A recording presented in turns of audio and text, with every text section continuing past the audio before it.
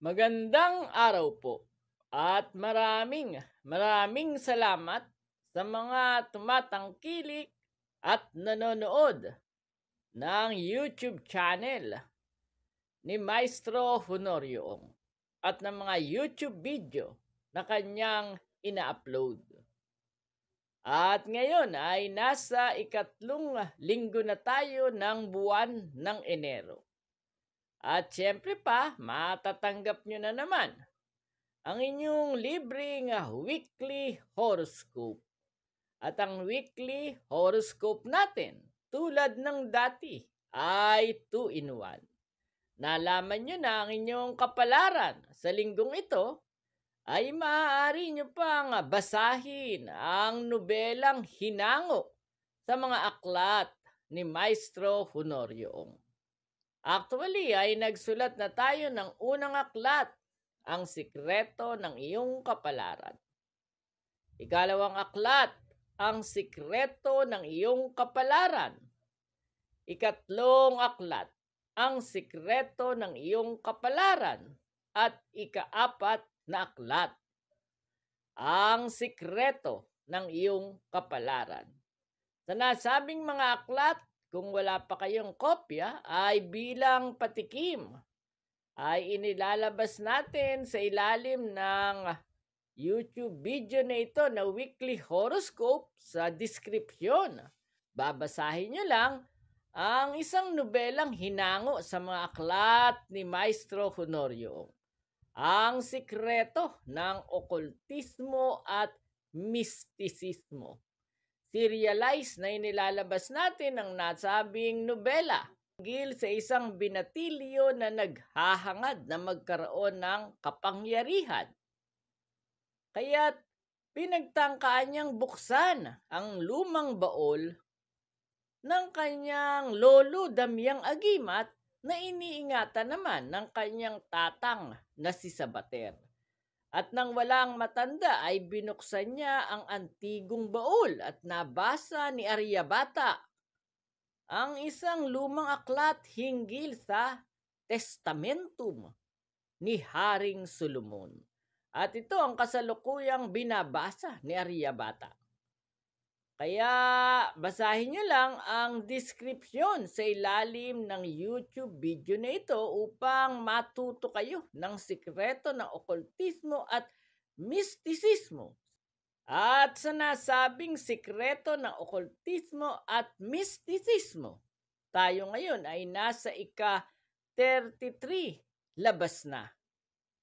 Ibig sabihin ay pagduktong-duktongin nyo mga unang labas ng mga weekly horoscope, unang labas, ikalawang labas, ikatlong labas, hanggang makarating kayo sa ika-33 labas upang makumpleto ninyong basahin ang description sa bawat weekly horoscope at nang matuklasan ninyo kung paano nakipagsapalaran si Aryabhata at natuto ng okultismo at mistisismo. At ngayon ay nasa ikatlong linggo na tayo ng buwan ng Enero.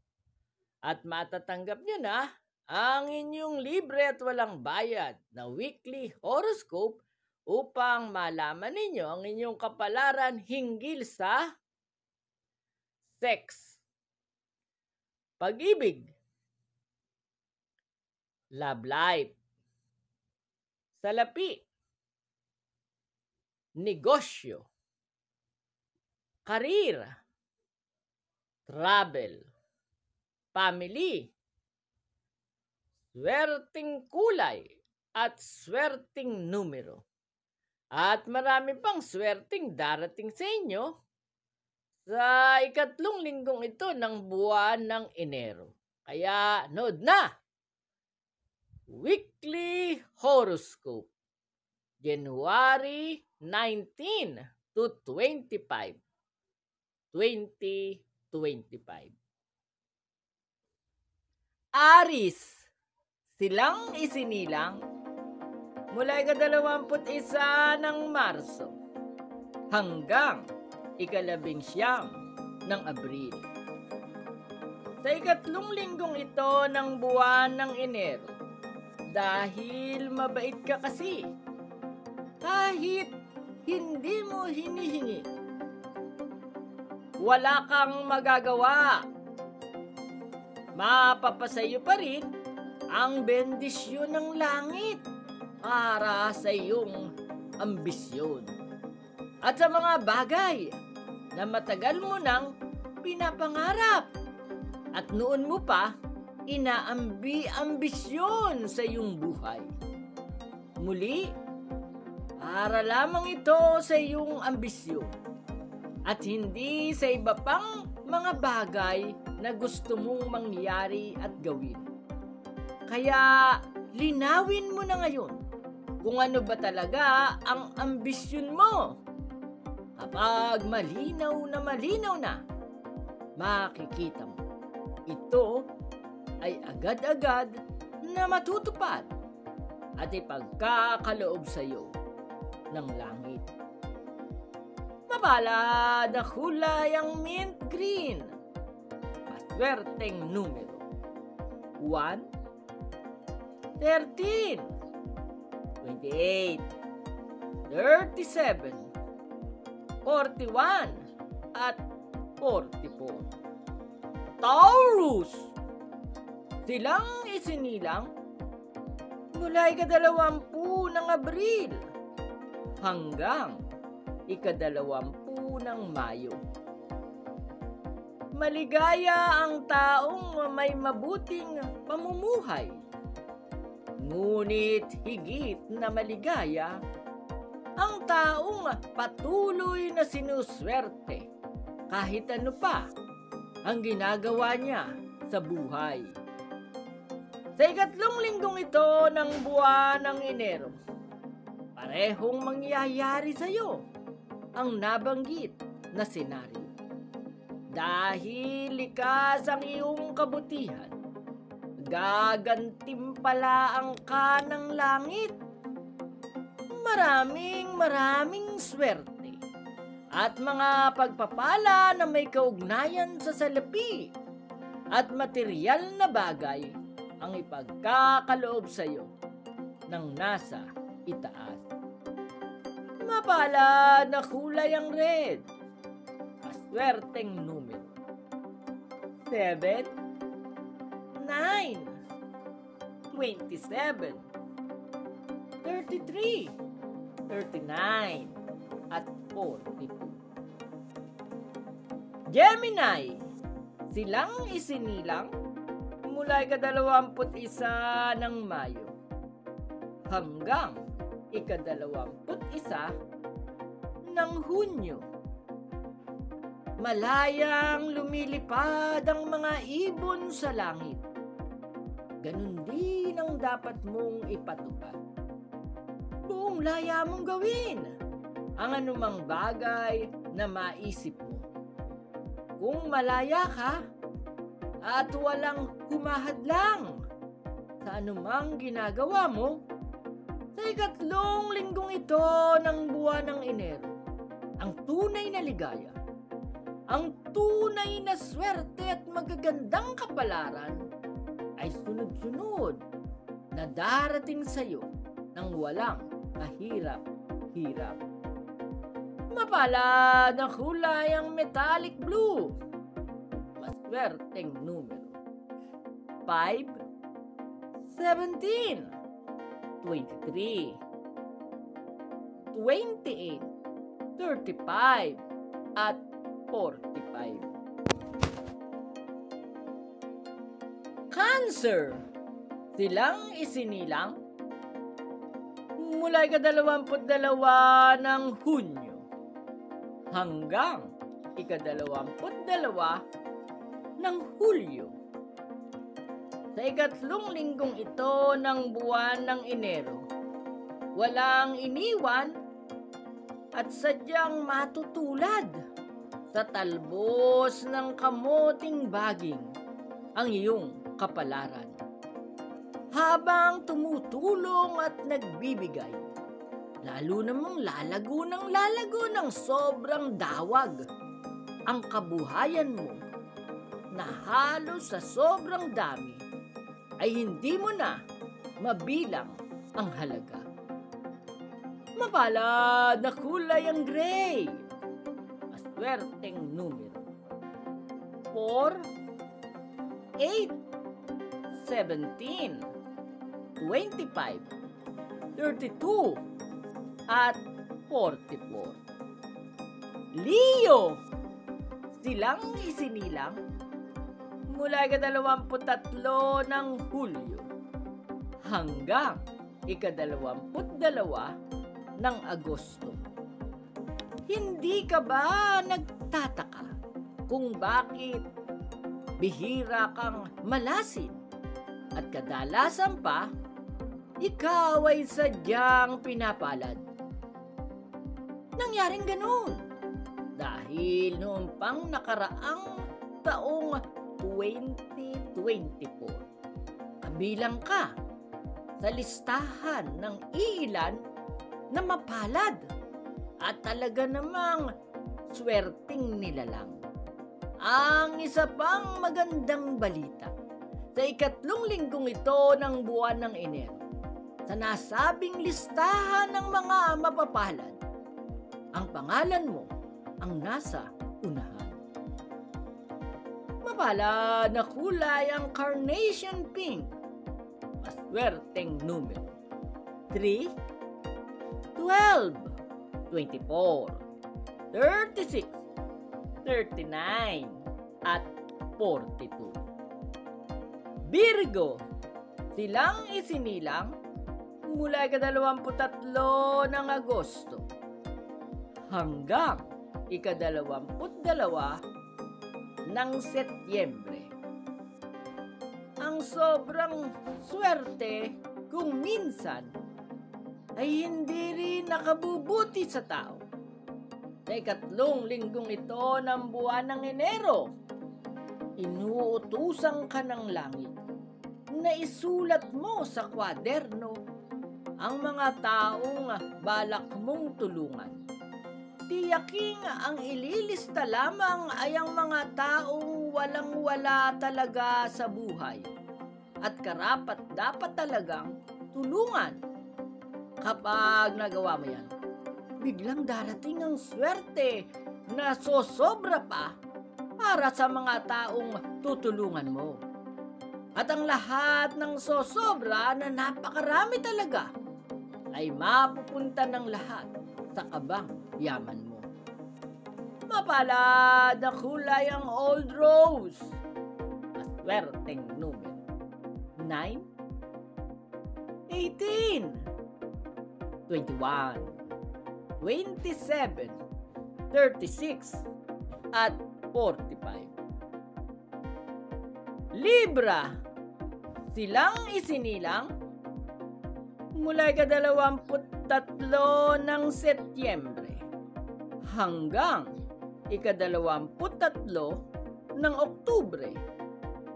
Sa ikatlong linggong ito ng buwan ng Enero, hindi mo mahadlangan ang iyong sarili na mapaawit.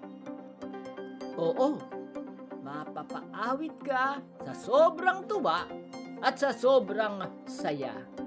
Kaya ka naman kusang mapapaawit dahil isa-isa nang magdaratingan ng iyong mga swerte at ang mga bagay na matagal mo nang hinihiling-hiling sa iyong buhay na may kaugnayan sa salapi, sa sex, at sa damdamin na ngayon pa lang ay halos nasasagap na ng matalas na intuition mo. Kaya alam na alam mong ito ay tiyak na darating at magkakatotoo. Mapalad na kulay ang lavender. Maswerteng numero. 6, 14, 24, 30, 33, at 42. Scorpio, silang isinilang mula ika-24 ng Oktubre hanggang ika-21 ng Nobyembre Iwasan mo ang magyabang dahil sa ikatlong linggong ito ng buwan ng Enero. Nakatakda na ang nakalaan sa iyong kapalaran. Mataas na mataas. Ngunit, ang mataas na kapalarang ito ay ibababa kung magmamayabang ka. Ngunit kung mananatili kang humble at mapagpakumbaba, ang langit ang magtataas sa iyo sa pinakamataas na level at posisyon na hindi mo pa nararanasan sa tanang buhay mo. Mapalad na kulay ang purple, maswerteng numero 6, 15, 18, 21, 27, at 45. Sagittarius, silang isinilang mula ika-22 ng Nobyembre hanggang ika-21 ng Disyembre. Hindi nakukuha ang kapalaran sa biglaan. Huwag kang magmadali. Unti-unting ipagkakaloob ng langit ang lahat ng iyong hinihingi at inaasam-asam. Ang mahalaga, matuto kang kumilos, umasa at maghintay. Kapag ganyan ka, makikita at mararamdaman mo sa ikatlong linggong ito ng buwan ng Enero at maging sa buong taong ito ng 2025. Bulto-bultong ipagkakaloob sa iyo ng langit ng mabilisan at agad-agad ang mga swerte at magagandang kapalarang may kaugnayan sa pag-ibig, sa karir, sa politika, at maging sa makapal na halaga ng salapi na sa sandaling bilangin mo ay halos hindi mauubos-ubos sa sobrang dami talaga. Mapalad na kulay ang ochre yellow, maswerteng numero 1, 13, 22, 28, 37, at 41. Capricorn, silang isinilang mula ika-22 ng Disyembre hanggang ika-19 ng Enero. May panahon ng saya at good time at ito ay tapos na. May panahon ng pagpaparami ng salapi, pagpapalago at pagpupundar ng kabuhayan at ito ay nagsisimula na ngayon. Oo, ngayong panahong ito ang simula ng pagpapayaman. Kaya naman sa ikatlong linggong ito ng buwan ng Enero, pagbutihin at paghusayan mo pang lalo ang pag-iibon, ang pagsisavings at ang pagkakamal ng maraming salapi. Dahil sa totoo lang, malapit ka na talagang yumaman at hindi lang mayaman, kundi ubod ng yaman talaga.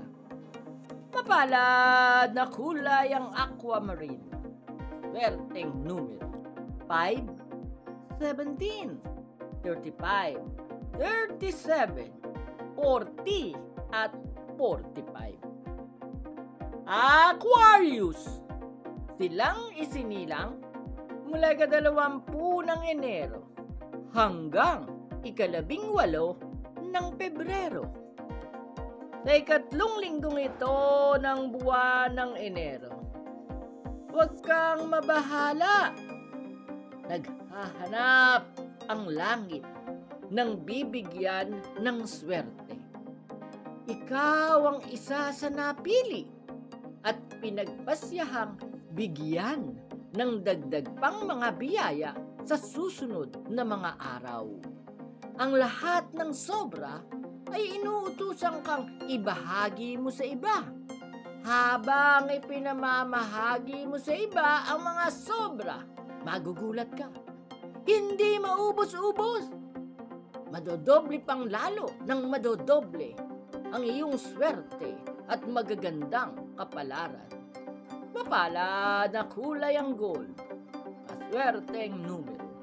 2, 11, 29, 32, 41, at 44. Pisces, silang isinilang mula 19 ng Pebrero hanggang 20 ng Marso. Tama ang ginagawa mong pagmamalasakit at pagmamahal sa iyong pamilya. Pinapanood ka ng langit dahil sa pagmamahal mong ito sa iyong pamilya at pagsasakripisyo alang-alang sa kanila sa 3 linggong ito ng buwan ng Enero. Marami pang swerte at magagandang kapalaran ang ibubuhos sa iyo ng langit.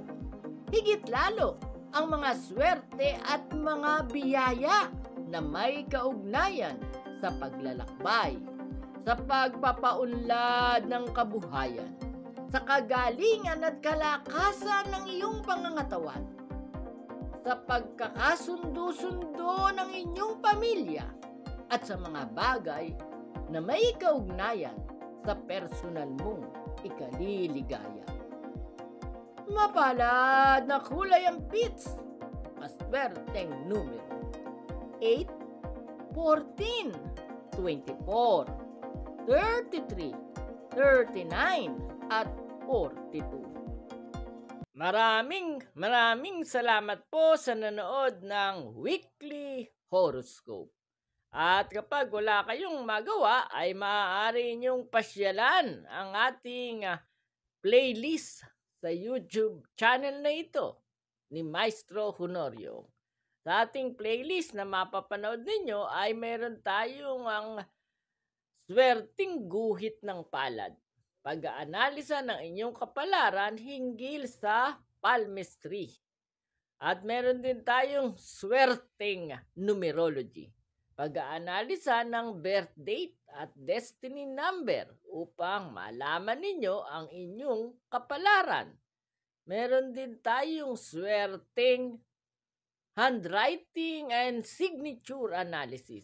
Ito naman ay tungkol sa graphology, kung paano mo babaguhin ang iyong signature at handwriting upang mabago ang iyong kapalaran. Meron din tayo sa ating playlist na swerting punsoy tips. Maaari mong punsuyin ang sarili mong bahay at business site upang hindi ka na magbayad dahil ang ating swerting punsoy tips ay tumalakay sa basic principle ng pagpupunsoy. At kung madalas kang managinip, mayroon din tayong swerting panaginip at mga lihim ng panaginip, kung saan ininterpret natin ang mga panaginip hinggil sa modernong paraan hango sa psychologist na si Sigmund Freud at Carl Jung. At bukod sa nasabing swerting panaginip ay mayroon din tayong swerting horoscope. Sa swerting horoscope na playlist, inisa-isa natin ang kapalaran ng 12 zodiac sign mula Aries hanggang Pisces. At tinuro natin ang mga simple at praktikal na paraan kung paano magtatagumpay at magiging maligaya ang bawat zodiac sign. At meron din tayong bagong playlist, swerting nunal. Sa pamamagitan ng pag-aaral ng nunal sa ating katawan, matutuklasan mo kung saang bahagi ng katawan ang indikasyon na ikaw ay yayaman na nunal. At yung pinakabagot latest natin ngayon ay ang ating prediction 2025. Tinalakay dito ang kapalaran ng 12 animal sign. At isa-isahin natin yan sa susunod na mga araw. Sa kasalukuyan ay tinalakay na natin ang swerteng ahas o snake. At meron din tayong pangkalahatang prediksyon 2025 para sa 12 animal sign. At natalakay na rin natin ang mga animal sign na yayaman sa taong 2025 at kung sino-sino rin ang animal sign na suswertihin sa taong ito ng Year of Green Wood Snake. Kaya pag wala kayong magawa, pasyalan nyo ang ating mga playlist upang lalo nyo pang matutunan kung paano inaanalisa ang kapalaran ng isang individual patungo sa isang mas matagumpay at mas maligayang kapalaran. Muli, magkita-kita tayo para sa susunod na Weekly Horoscope.